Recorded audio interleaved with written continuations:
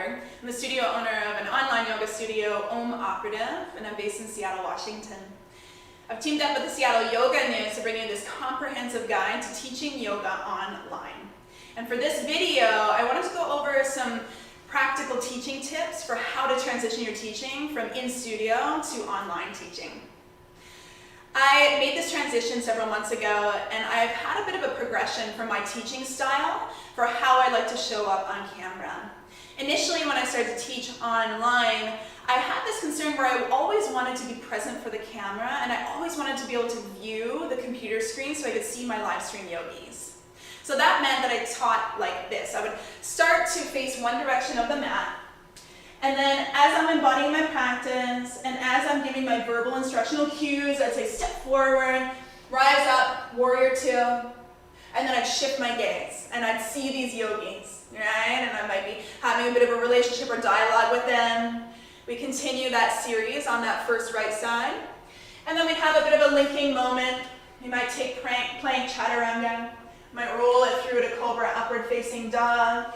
And then as we hit down dog, I'd do this. I would take a little switcheroo. And then we start second side, and I'd be facing a different angle on my mat. Step forward, warrior two, so I could still see the yogis. I'd be doing that because I felt like I had this visual need to always connect to the yogis in front of me. But they're not really in front of me, they're in their own homes.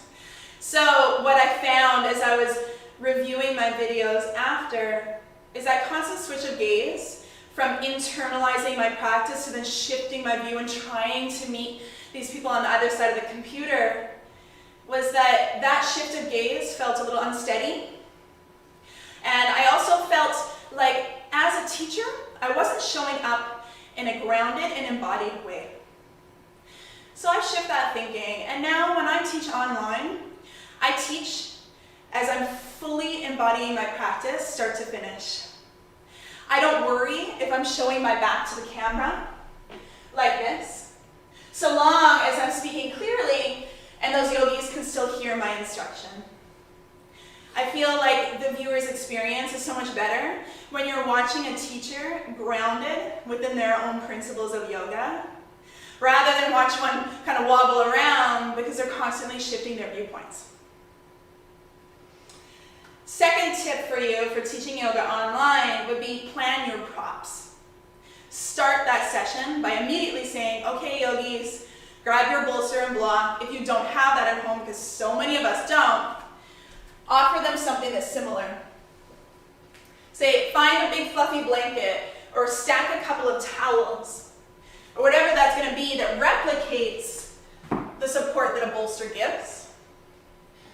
Grab a tall water bottle if you don't have a block. Maybe grab a belt if you don't have a strap.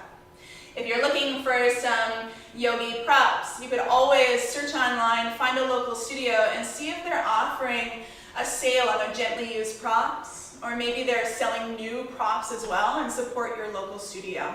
I'm sure they'll really appreciate that. Third tip for teaching yoga online is kind of a legal one, so I reached out to Spotify. And I said, how can I offer music legally for these online classes? And what I learned is there's a sub-company of Spotify called Soundtrack Your Brand. That music licensing for about $35 a month gives you the licensing and the permissions to offer your playlists, either in-house in studio, if you're there teaching in studio, or live stream. What it doesn't cover you though is for movies, like recordings. And so be really aware of that. If you're live streaming class and you're offering that music, but then you're also recording, you're not covered legally to use that soundtrack for the recording. And so what I'm doing is I'm just offering my Spotify playlists, supporting and sharing the link for anybody that's on that live stream class, or sharing the link for the video recording in my video on demand library. I hope those 3 tips are useful and helpful for you. If you have any questions at all, please reach out to the supportive team at Seattle Yoga News. And I'm also here as well, Tara at Operative. We love to talk through this stuff and lend our helping hand whenever we can. We'll see you soon. Take care. Be safe.